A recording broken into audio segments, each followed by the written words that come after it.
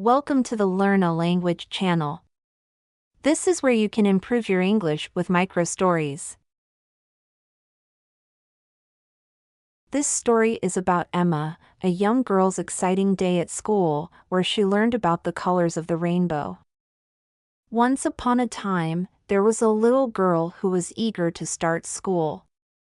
Her heart was filled with excitement as she hopped onto the school bus. In the classroom, her teacher began a new lesson about colors. On the blackboard was a large poster with a beautiful rainbow. The teacher started quizzing the kids. She pointed at a picture of a tasteful strawberry and asked what color it was. The children all answered together. Red. Then came a juicy orange, and again she asked what color it was. The kids answered again. Orange. Next was a sweet banana. The kids quickly yelled out. Yellow. The next image coming up was of a fresh-looking pear. The kids all chimed in. Green. It was clear that the kids enjoyed the quiz. All of them were smiling and laughing.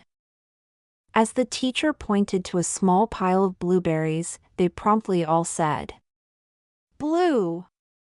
A bunch of grapes came up, and the kids joyfully called out, Purple.